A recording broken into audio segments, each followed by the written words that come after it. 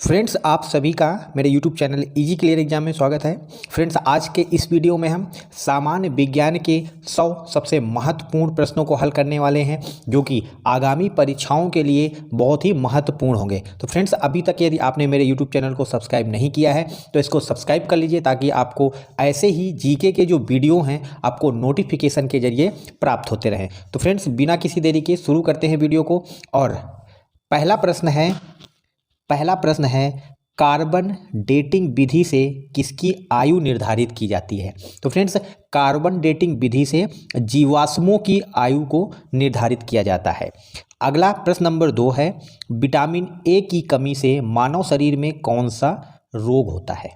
तो friends, vitamin A की कमी से मानव शरीर में रतौंधी नामक रोग होता है, जिसको नाइट ब्लाइंडनेस भी कहा जाता है। विटामिन जो हमारे शरीर के द्वारा उत्पादित नहीं किए जाते हैं, जबकि हम इनको आहार में ग्रहण करते हैं। तो विटामिन ए रिच जो भी फूड होता है उसको खाने से रतौंधी रोग यानी कि नाइट ब्लाइंडनेस रोग से बचा जा सकता है। प्रश्न नंबर 3 है मनुष्य के हृदय में कितने प्रकोष्ठ यानी कि चैम्बर होते हैं। तो फ्रेंड्स, मनुष्य के हृदय में कुल 4 चैम्बर यानी प्रकोष्ठ होते हैं। प्रश्न नंबर 4 है मानव शरीर का कौन सा अंग रक्त बैंक कहलाता है, यानी कि ब्लड बैंक कहलाता है। मानव शरीर का कौन सा अंग रक्त बैंक कहलाता है। तो फ्रेंड्स, मानव शरीर में जो स्प्लीन है, जिसको हम प्लीहा कहते हैं, यह मानव शरीर का क्या है, ब्लड बैंक है। अगला प्रश्न नंबर 5 है हरे पौधे किसकी उपस्थिति में प्रकाश संश्लेषण की क्रिया करते हैं, जिसको हम फोटोसिंथेसिस भी कहते हैं। तो फ्रेंड्स, हरे पौधे सूर्य की उपस्थिति में, सनलाइट की उपस्थिति में, सूर्य के प्रकाश की उपस्थिति में ही केवल प्रकाश संश्लेषण की क्रिया करते हैं। प्रकाश संश्लेषण मतलब फोटोसिंथेसिस, जिसके द्वारा पौधे, जो हरे पौधे होते हैं, वह कार्बन डाइऑक्साइड को अवशोषित करते हैं और ऑक्सीजन गैस को उत्पादित करते हैं। अगला प्रश्न नंबर 6 है शराब यानी कि लिक्कर के अत्यधिक सेवन से मानव शरीर का कौन सा अंग यानी ऑर्गन खराब हो जाता है। तो फ्रेंड्स, जब भी कोई व्यक्ति लिक्कर का बहुत अधिक सेवन करने लगता है तो उससे उसका जो यकृत होता है, जिसको हम लीवर कहते हैं, वह उसका अंग खराब होने के चांसेस हो जाते हैं। अगला प्रश्न है मानव शरीर से जो अवांछनीय पदार्थ होते हैं उनको अपना शरीर का कौन सा अंग है जो अलग करता है। तो फ्रेंड्स, मानव शरीर का जो किडनी है, जिसको वृक्क कहते हैं, वह अवांछनीय पदार्थों को हमारे शरीर से अलग करता है। अगला प्रश्न है मछली के हृदय में कितने प्रकोष्ठ होते हैं। वैसे तो मानव शरीर का जो हृदय होता है उसमें 4 चैम्बर होते हैं, वहीं पर देखा जाए जो मछली का हृदय होता है उसमें कुल 2 ही प्रकोष्ठ होते हैं। अगला प्रश्न है फ्रेंड्स, प्रश्न नंबर 9 है पौधों में प्रकाश संश्लेषण के दौरान कौन सी गैस अवशोषित की जाती है। तो फ्रेंड्स, हरे पौधे क्या करते हैं, सूर्य के प्रकाश की उपस्थिति में यानी कि सन के प्रकाश की उपस्थिति में कार्बन डाइऑक्साइड को अवशोषित करते हैं और O2 मतलब ऑक्सीजन गैस को रिलीज करते हैं। तो आप याद रखिए, सनलाइट की उपस्थिति में कार्बन डाइऑक्साइड गैसों को अवशोषित करते हैं पौधे और ऑक्सीजन को उत्पादित करते हैं। अगला प्रश्न है यूरेनियम किस प्रकार का तत्व है। तो फ्रेंड्स, जो यूरेनियम है वह एक रेडियो एक्टिव पदार्थ है, यह एक रेडियो एक्टिव पदार्थ है। अगला प्रश्न है खट्टे फलों में कौन सा विटामिन पाया जाता है। तो फ्रेंड्स, जितने भी खट्टे फल होते हैं उनमें विटामिन सी पाया जाता है, जैसे कि आंवला हो गया, नींबू हो गया और संतरा हो गया। अगला प्रश्न है किस फल में विटामिन सी प्रचुर मात्रा में पाया जाता है। तो फ्रेंड्स, वैसे तो लगभग सभी खट्टे पदार्थों में विटामिन सी पाया जाता है, लेकिन जो विटामिन सी का जो प्रचुर मात्रा में स्रोत है वह है आंवला। आप इसको याद रखिए, वेरी मोस्ट इम्पॉर्टेंट यह प्रश्न है, वेरी मोस्ट इम्पॉर्टेंट प्रश्न है। विटामिन सी का प्रचुर मात्रा में स्रोत है आंवला। बढ़ते हैं अगले प्रश्न की ओर। विटामिन सी की कमी से कौन सा रोग होता है। तो फ्रेंड्स, विटामिन सी जो होता है लगभग सभी खट्टे पदार्थों में पाया जाता है, लेकिन उसका प्रचुर मात्रा में स्रोत क्या है, आंवला। और यदि किसी व्यक्ति में विटामिन सी की कमी होती है तो उसमें क्या, स्कर्वी रोग हो जाता है। अगला प्रश्न है ध्वनि की तीव्रता को मापने वाला यंत्र कौन सा है? तो फ्रेंड्स ध्वनि की तीव्रता को ऑडियोमीटर के द्वारा मापा जाता है। अगला प्रश्न है दूध की शुद्धता को मापने वाला यंत्र कौन सा है? तो फ्रेंड्स दूध की शुद्धता को लैक्टोमीटर के द्वारा मापा जाता है। अगला प्रश्न है दूध से दही बनने में कौन सा बैक्टीरिया, जिसको कि हिंदी में हम जीवाणु कहते हैं, बैक्टीरिया यानी कि जीवाणु, दूध के दही बनने में कौन सा बैक्टीरिया सहायक है? तो फ्रेंड्स लैक्टोबैसिलस नामक बैक्टीरिया होता है जो दूध से दही बनने के लिए आवश्यक होता है। बढ़ते हैं अगले प्रश्न की ओर। हरे पौधे जो होते हैं उनमें आयु का मापन में क्या सहायक होता है? तो फ्रेंड्स जो हरे पौधे होते हैं उनमें वार्षिक वलय होते हैं।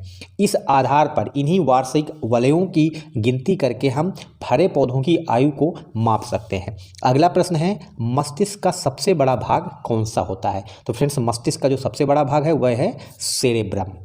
अगला प्रश्न है रेफ्रिजरेटर जो अपने घरों में फ्रिज होता है उनमें से कौन सी गैस शीतलक है यानी कि कूलिंग के लिए उपयोग की जाती है? तो फ्रेंड्स जो फ्रीऑन गैस होती है वो जो हमारे फ्रिजों में शीतलक यानी कि कूलिंग के लिए जो गैस होती है वह एक फ्रीऑन गैस है। अगला प्रश्न है किस अंग के कार्य न करने पर हमें डायलिसिस करवाना पड़ता है? तो फ्रेंड्स जो हमारा किडनी होती हैं, जो हमारा वृक्क होता है यह हमारे रक्त को शुद्ध करने के लिए आवश्यक है और अनावश्यक पदार्थों को हमारे शरीर से यह बाहर भी निकालता है। यदि किसी व्यक्ति की किडनी खराब हो जाती है तो उस व्यक्ति को डायलिसिस करवाना पड़ता है। आपने अपने ज़िले में, आपने अपने शहरों में देखा होगा कि बहुत सारे डायलिसिस सेंटर होते हैं। डायलिसिस सेंटर इसीलिए होते हैं कि जब किसी व्यक्ति की किडनी कार्य करना बंद कर देती है तो उस व्यक्ति को डायलिसिस की क्रिया करवानी पड़ती है। बढ़ते हैं अगले प्रश्न की ओर। फ्रेंड्स प्रश्न नंबर 21 है द्रव्य यानी कि पदार्थ की मैटर की चौथी अवस्था कौन सी होती है? फ्रेंड्स आपने सुना होगा पदार्थ की जो अवस्थाएं हैं वह 4 अवस्थाएं हैं, ठोस, द्रव और गैस।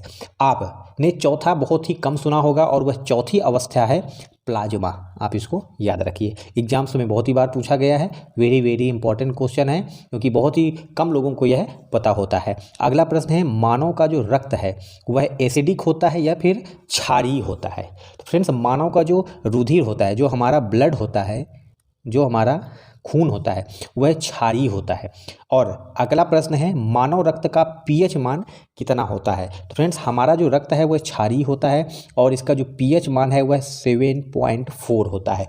किसी भी द्रव का यदि पीएच मान 7 से कम है, यदि 7 से कम है तो वह एसिडिक होगा। यदि वह किसी भी द्रव्य का मान यदि 7 से ज़्यादा है तो वह क्षारीय होगा। आप इसको याद रखिए, किसी भी द्रव्य का मान यदि 7 है पीएच मान तो वह उदासीन पदार्थ होता है। अगला प्रश्न है हाइड्रोजन बम किस रासायनिक अभिक्रिया पर आधारित है? तो फ्रेंड्स जो हाइड्रोजन बम होते हैं वह नाभिकीय संलयन की क्रिया पर आधारित होते हैं जिसको न्यूक्लियर फ्यूजन भी कहा जाता है। बढ़ते हैं अगले प्रश्न की ओर। प्रश्न नंबर 25 किस वैज्ञानिक ने ग्रहों की गति का सिद्धांत प्रतिपादित किया था? ग्रहों की गति का मतलब है कि सूर्य के चारों ओर जो ग्रह चक्कर लगाते हैं वह किस पथ पर चक्कर लगाते हैं। तो ग्रहों की गति के जो सिद्धांत हैं वह केपलर नामक वैज्ञानिक ने दिया था और इन्होंने कहा था कि जो सूर्य है उसके चारों ओर जो हमारे ग्रह चक्कर लगाते हैं वह एक दीर्घ वृत्ताकार कक्षा में चक्कर लगाते हैं। अगला प्रश्न है प्रोटॉन की खोज किसने किया था? तो फ्रेंड्स प्रोटॉन की खोज रदरफोर्ड नामक वैज्ञानिक ने किया था। अगला प्रश्न है न्यूट्रॉन की खोज किसने की थी? तो फ्रेंड्स न्यूट्रॉन की खोज थॉमसन नामक वैज्ञानिक ने किया था। अगला प्रश्न है इलेक्ट्रॉन की खोज किसने किया था? तो फ्रेंड्स इलेक्ट्रॉन की खोज चैडविक नामक वैज्ञानिक ने किया था। आप इन तीनों प्रश्नों को जो खोज से संबंधित हैं ये very very most important question हैं, इनको आप याद रखिए क्योंकि प्रोटॉन, न्यूट्रॉन और इलेक्ट्रॉन की खोज से संबंधित जो वैज्ञानिक हैं यह एग्जाम्स में, पिछले एग्जामों में बहुत ही ज़्यादा बार पूछे गए हैं। बढ़ते हैं अगले प्रश्न की ओर। अगला प्रश्न है खगोलीय दूरी का मात्रक क्या है? तो फ्रेंड्स खगोलीय दूरी को जो मात्रक है वह है प्रकाश वर्ष। प्रकाश के द्वारा एक वर्ष में चली गई दूरी को हम प्रकाश वर्ष कहते हैं। अगला प्रश्न है पृथ्वी ग्रह का एकमात्र उपग्रह कौन सा है। तो फ्रेंड्स जितने भी ग्रह हैं उनके चारों ओर जो उपग्रह चक्कर लगाते हैं और उसी प्रकार पृथ्वी ग्रह के चारों ओर क्या है, चंद्रमा। तो चंद्रमा जो है वह पृथ्वी ग्रह का एकमात्र उपग्रह है, एकमात्र उपग्रह है जो पृथ्वी के चारों ओर चक्कर लगाता है। अगला प्रश्न है पृथ्वी सूर्य के चारों ओर चक्कर लगाती है, यह किसने कहा था। पहले तो यह भ्रांति थी कि सूर्य पृथ्वी के चारों ओर चक्कर लगाता है, लेकिन कोपरनिकस नामक वैज्ञानिक ने यह बताया कि पृथ्वी एक ग्रह है जो कि एक स्टार यानी सूर्य के चारों ओर चक्कर लगाती है। अगला प्रश्न है प्रकाश की चाल क्या है। प्रकाश की चाल है फ्रेंड्स 3 लाख किलोमीटर प्रति सेकेंड, यानी कि जो प्रकाश सूर्य से निकलने पर हमारी पृथ्वी में पहुंचता है उसकी जो चाल है वह है 3 लाख किलोमीटर प्रति सेकेंड। चींटी में कौन सा अम्ल पाया जाता है। तो फ्रेंड्स चींटी में फार्मिक एसिड पाया जाता है और जो चींटी का वैज्ञानिक नाम है इसीलिए उसका वैज्ञानिक नाम है फार्मिका। अगला प्रश्न है मधुमक्खी के डंक को निष्प्रभावी करने के लिए किसका उपयोग किया जाता है। फ्रेंड्स मधुमक्खी का डंक यदि स्टिंग लग जाता है तो उसको निष्प्रभावी करने के लिए बेकिंग सोडा का उपयोग किया जाता है। अगला प्रश्न है आनुवांशिकता के जनक कौन है। तो फ्रेंड्स आनुवांशिकता के जो जनक हैं वह है ग्रेगर जॉन मेंडल। इन्होंने आनुवांशिकता का जो अनुप्रयोग है वह मटर के पौधे पर किया था। इसको भी आप याद रखिए, एग्जाम्स में कई बार पूछा गया है। मटर के पौधे पर इन्होंने आनुवांशिकता का प्रयोग किया था। अगला प्रश्न है ओजोन गैस का रासायनिक सूत्र क्या है। तो ओजोन गैस का रासायनिक सूत्र है O3 और ऑक्सीजन का जो रासायनिक सूत्र है वह है O2। कार्बन डाइऑक्साइड का रासायनिक सूत्र है CO2। फ्रेंड्स यह जो ओजोन गैस है वह सूर्य की पराबैंगनी किरणों से हमारी रक्षा करती है। बढ़ते हैं अगले प्रश्न की ओर। विश्व का सबसे बड़ा टिन का उत्पादन करने वाला देश कौन सा है। टिन का उत्पादन करने वाला देश कौन सा है। तो फ्रेंड्स टिन का उत्पादन सर्वाधिक चीन के द्वारा किया जाता है। अगला प्रश्न है सिलिकॉन घाटी कहाँ पर स्थित है। तो फ्रेंड्स जितने भी इलेक्ट्रिक आइटम्स होते हैं जैसे आपका फ़ोन हो, टीवी हो, इनमें सिलिकॉन का उपयोग बहुत ही ज़्यादा किया जाता है और जो सिलिकॉन घाटी के नाम से प्रसिद्ध है वह हमारा कैलिफोर्निया जो कि USA में है, वह सिलिकॉन घाटी कहा जाता है। और इसके साथ साथ जो अपना कर्नाटक का बेंगलोर है, जो कर्नाटक का बेंगलोर रीजन है, इसको भी भारत का सिलिकॉन वैली के नाम से जाना जाता है। अगला प्रश्न है छोटा नागपुर पठार किसके लिए प्रसिद्ध है। तो फ्रेंड जो छोटा नागपुर पठार है वह खनिज पदार्थों के लिए प्रसिद्ध है। इस छोटा नागपुर पठार में बहुत सारे खनिज पाए जाते हैं। अगला प्रश्न है राष्ट्रीय विज्ञान दिवस कब मनाया जाता है। तो प्रत्येक वर्ष 28 फरवरी को राष्ट्रीय विज्ञान दिवस मनाया जाता है। बढ़ते हैं अगले प्रश्न की ओर।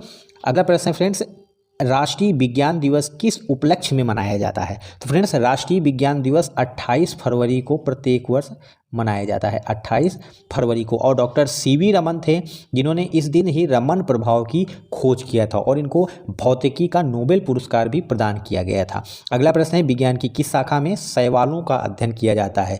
वैज्ञानिक यह जो विज्ञान की शाखा है वह है फाइकोलॉजी।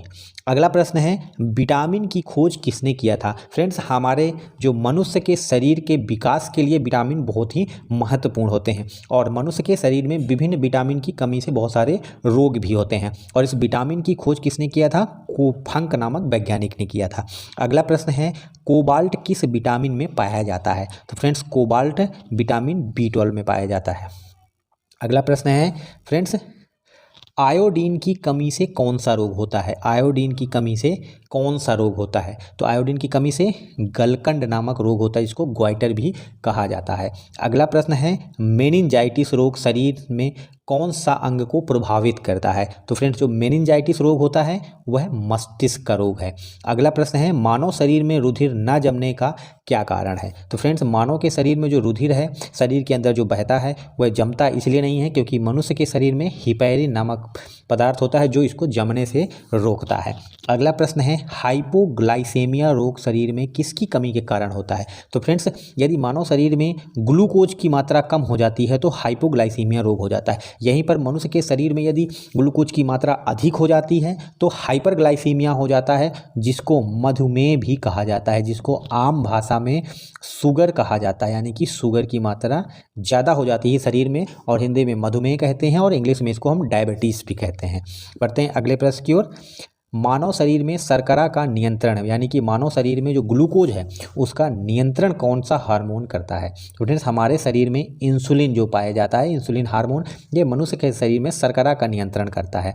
अगला प्रश्न है, कौन सी ग्रंथि इंसुलिन हार्मोन्स को स्रावित करती है? तो मनुष्य के शरीर में विभिन्न सारी ग्रंथियाँ हैं जो विभिन्न प्रकार के हार्मोन्स को नियंत्रित करती हैं, जो हमारे शरीर में विभिन्न प्रकार से नियंत्रण का कार्य करती हैं। उसमें इंसुलिन हार्मोन आपको बताना है कौन सी ग्रंथि स्रावित करती है। तो फ्रेंड्स अग्नाशय ग्रंथि के द्वारा इंसुलिन हार्मोन को स्रावित किया जाता है, जो मनुष्य के शरीर में किसका, शुगर का नियंत्रण करती है। अगला प्रश्न है, शरीर में शर्करा की मात्रा अधिक होने पर कौन सा रोग होता है? तो फ्रेंड्स वह रोग है मधुमेह रोग। अगला प्रश्न है, रुधिर में शर्करा की मात्रा अधिक होने पर कौन सी बीमारी होती है? इसको हाइपरग्लाइसेमिया भी कहते हैं। और रुधिर में शर्करा की मात्रा यदि कम हो जाती है तो उसको हाइपोग्लाइसेमिया कहा जाता है। बढ़ते हैं अगले प्रश्न की ओर। जल में उगने वाले पौधों को क्या कहा जाता है? जो जलीय पौधे होते हैं उनको हाइड्रोफाइट्स कहा जाता है। फ्रेंड्स अगला प्रश्न है, लवणीय जलों में जो साल्ट जो जल होता है उसमें कौन से पौधे उगते हैं? तो फ्रेंड्स उनको जो पौधे होते हैं जो लवणीय जल में उगते हैं उनको हम हैलोफाइट्स कहते हैं। अगला प्रश्न है, रेगिस्तान में यानी कि रेत में उगने वाले पौधों को क्या कहा जाता है? फ्रेंड्स इनको जीरोफाइट्स कहा जाता है। आप इनको याद रखिए, कई बार एग्जाम्स में ये पूछे गए हैं तीनों ही प्रश्न। अगला प्रश्न है, मोतिया बिंदु नामक रोग किस अंग में होता है? तो फ्रेंड्स मनुष्य के शरीर की आँख में मोतिया बिंदु होता है, जिसको हम कैटरैक्ट भी कहते हैं। कैटरैक्ट भी कहा जाता है, इसको आप याद रखिए, कैटरैक्ट मतलब मोतिया बिंदु। बढ़ते हैं अगले प्रश्न की ओर। शरीर में ऑक्सीजन का परिवहन, हमारे शरीर में जो ऑक्सीजन है उसका परिवहन किसके द्वारा होता है? तो फ्रेंड्स ऑक्सीजन का परिवहन किसके, रुधिर के द्वारा होता है। अगला प्रश्न है, किस वाहिका में शुद्ध रक्त प्रवाहित होता है? तो फ्रेंड्स हमारे शरीर में विभिन्न प्रकार की वाहिकाएं हैं जो हमारे शरीर में रुधिर जिनमें प्रवाहित होता है, तो उनमें से जिनमें शुद्ध रक्त प्रवाहित होता है, जिनमें से शुद्ध रक्त प्रवाहित होता है उनको हम धमनी कहते हैं, या अंग्रेजी में इनको आर्टरी कहा जाता है। वहीं पर अगला प्रश्न है, किस वाहिका में अशुद्ध रक्त प्रवाहित होता है? तो फ्रेंड्स अशुद्ध रक्त शिराओं में प्रवाहित हो, जिसको वेन कहते हैं। अगला प्रश्न है, मानव शरीर में सर्वप्रथम रक्त परिसंचरण का अध्ययन किसने किया था? तो फ्रेंड्स विलियम हार्वे नामक वैज्ञानिक थे जिन्होंने सर्वप्रथम रक्त परिसंचरण यानी कि ब्लड सर्कुलेशन का अध्ययन किया था। फ्रेंड्स जो धमनी होती है, यहाँ पर रुधिर से विभिन्न अंगों में रुधिर को ले जाया जाता है, हृदय से विभिन्न अंगों में रुधिर ले जाया जाता है, किसके द्वारा, धमनी के द्वारा, इसीलिए शुद्ध रक्त होता है। और जो हमारी शिराएं होती हैं, जो वेन होती हैं, वह विभिन्न अंगों से हृदय में, हमारे शरीर में हृदय में क्या विभिन्न अंगों से रुधिर को लेके आती हैं, ये इनको वेन कहा जाता है। और जो वाहिकाएं रुधिर से विभिन्न अंगों में ब्लड को ले जाती हैं उनको हम धमनी कहते हैं। बढ़ते हैं अगले प्रश्न की ओर। हृदय में पेस मेकर का मुख्य कार्य क्या है? फ्रेंड्स बहुत सारे व्यक्तियों का जो हृदय होता है वह अनियमित रूप से कार्य करता है, और जो पेस मेकर जब उसके हृदय में लगाया जाता है तो यह हृदय की गति को नियंत्रित करता है, हृदय की गति को नियंत्रित करता है। अगला प्रश्न है, मानव शरीर में कौन सा अंग रक्त का शुद्धिकरण करता है? तो फ्रेंड्स हमारे शरीर में जो रक्त का शुद्धिकरण है वह वृक्क के द्वारा यानी कि किडनी के द्वारा किया जाता है। अगला प्रश्न है, स्वस्थ वयस्क का मनुष्य का जो रक्तचाप है, ब्लड प्रेशर है, जिसको बीपी कहा जाता है, वह कितना होता है? तो फ्रेंड्स एक स्वस्थ व्यक्ति का जो रक्तचाप होता है वह 120/80 होता है। अगला प्रश्न है, रक्तचाप का नियंत्रण कौन सी ग्रंथि करती है? तो फ्रेंड्स रक्तचाप का जो नियंत्रण है वह एड्रेनालिन ग्रंथि के द्वारा किया जाता है। बढ़ते हैं अगले प्रश्न की ओर। प्लेटलेट्स का कब्रिस्तान किसे कहा जाता है? तो फ्रेंड्स इसी को प्लीहा को कहा जाता है। अगला प्रश्न है, रक्त का थक्का जमने में कौन सा विटामिन सहायक होता है? तो फ्रेंड्स इसमें विटामिन के बहुत ही आवश्यक है। यदि किसी भी व्यक्ति में विटामिन के की कमी हो जाती है तो उसका रक्त का जो थक्का है वह नहीं जमता है। अगला प्रश्न है, रक्त में कौन सी धातु पाई जाती है? तो फ्रेंड्स रक्त में लोहा पाया जाता है, जिसको आयरन कहते हैं, हमारे रक्त में आयरन पाया जाता है, इसकी कमी से हमारे शरीर में एनीमिया नामक रोग हो जाता है। अगला प्रश्न है खून का लाल रंग किसकी उपस्थिति के कारण होता है? तो फ्रेंड्स खून का लाल रंग हीमोग्लोबिन नामक प्रोटीन के कारण होता है। पढ़ते हैं अगले प्रश्न की ओर। सामान्यतः कितने प्रकार के रक्त समूह होते हैं? तो फ्रेंड्स मानव शरीर के रक्त को कुल 4 ग्रुप में विभाजित किया गया है और वह है A blood group B, blood group O, blood group A B. आप इनको याद रखिए।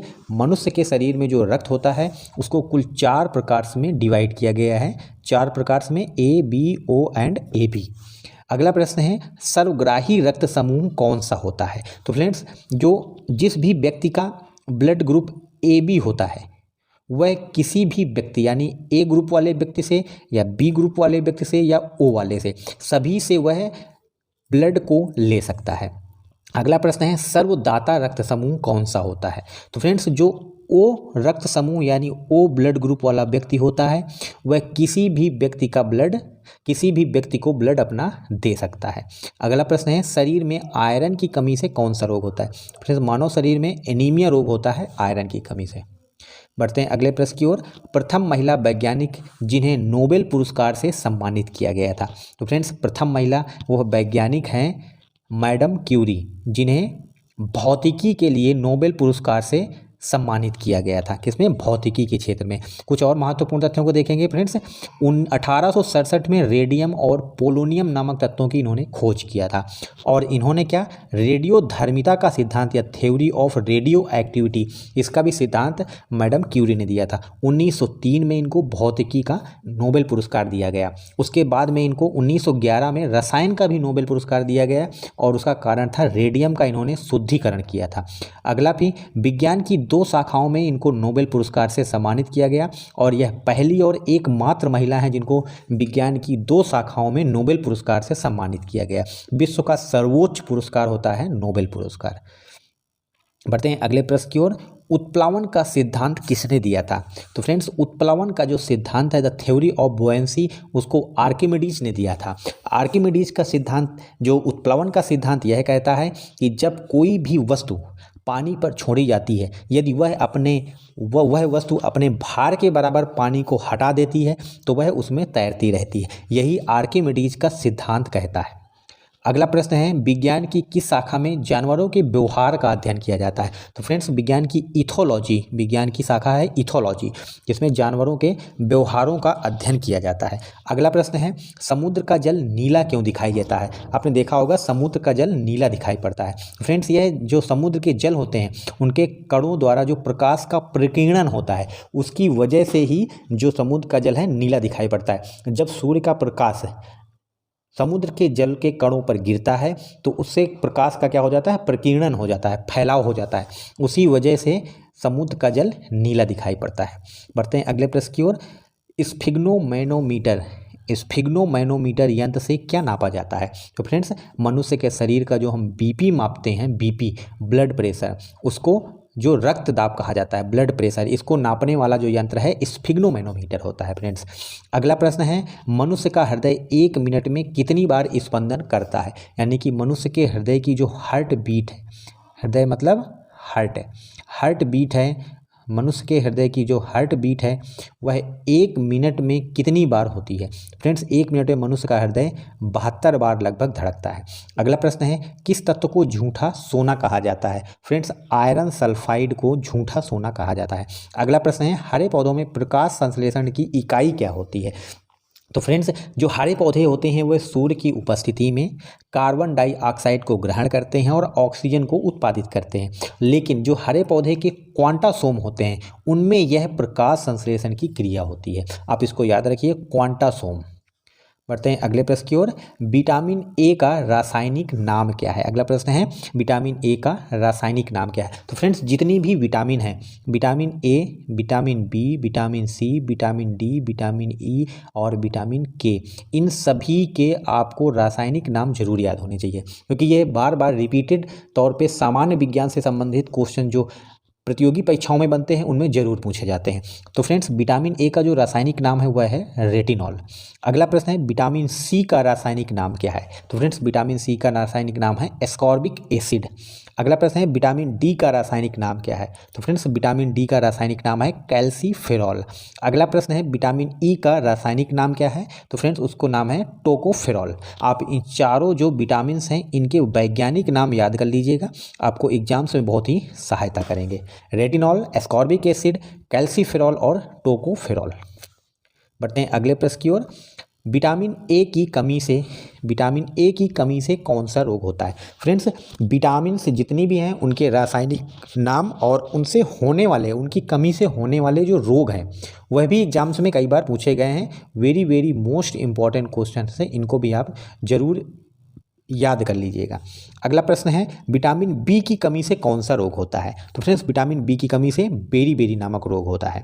अगला प्रश्न है विटामिन सी की कमी से कौन सा रोग होता है? तो फ्रेंड्स विटामिन सी की कमी से स्कर्वी रोग होता है। और विटामिन डी की कमी से कौन सा बीमारी होती है? तो फ्रेंड्स विटामिन डी की कमी से रिकेट्स नामक रोग होता है। तो फ्रेंड्स यह जो चारों विटामिन से संबंधित रोग हैं इनको भी आप याद रखिए। रतौंधी रोग, बेरी रोग, स्कर्वी रोग और रिकेट्स रोग रिपीटेड तौर पे यह पिछले एग्जामों में पूछे जा चुके हैं और आगामी जो कॉम्पिटिटिव एग्जाम्स हैं उनमें ज़रूर आने की संभावना है। विटामिन की कमी से संबंधित जो रोग हैं और जितनी भी विटामिन हैं उनके जो प्रचुर मात्रा में स्रोत होते हैं और विटामिन के रासायनिक नाम। बढ़ते हैं अगले प्रश्न की ओर। गोबर गैस जो संयंत्र होता है उसमें कौन सी गैस उत्पादित की जाती है? तो फ्रेंड्स गोबर गैस जो होता है उसमें जो संयंत्र है उसमें एक मीथेन गैस उत्पादित की जाती है। अगला प्रश्न है कौन सा तारा प्रति 76 वर्ष के बाद हमें दिखाई पड़ता है? तो फ्रेंड्स वह तारा है हैली पुच्छल तारा। अगला प्रश्न है किन तरंगों की सहायता से चमगादड़ रात को सुरक्षित उड़ते हैं? तो फ्रेंड्स वह जो तरंगे होती हैं वह हैं पराश्रव्य तरंगे, जिनको हम अल्ट्रासोनिक रेस कहते हैं। तो उन्हीं की सहायता से चमगादड़ रात में सुरक्षित उड़ पाता है। और यह कैसे उड़ता है कि इसके शरीर से यही पराश्रव्य तरंगे छोड़ी जाती हैं, जो यदि कोई भी वस्तु उसके सामने आती है तो यह पराश्रव्य तरंगे वापस लौट करके चमगादड़ को इंडिकेशन देती हैं कि सामने कोई वस्तु है, और उसी वजह से वह दूसरी तरफ मुड़ जाता है और बिना टकराए रात में यह आसानी से उड़ पाता है। किनकी वजह से? पराश्रव्य तरंगों की वजह से। अगला प्रश्न है सिंदूर का रासायनिक सूत्र क्या है? तो फ्रेंड्स सिंदूर का रासायनिक सूत्र है मर्क्यूरिक सल्फाइड। यूपीएससी में एग्जाम्स में यह क्वेश्चन कई बार आ चुका है। बढ़ते हैं अगले प्रश्न की ओर। लंबाई का मूल मात्रक क्या होता है? फ्रेंड्स भौतिकी में कुछ जो मूल मात्रक हैं उनसे भी एग्जाम्स में प्रश्न पूछे गए हैं, तो हम देख लेते हैं। फ्रेंड्स लंबाई का मूल मात्रक क्या है? लंबाई का मूल मात्रक है मीटर।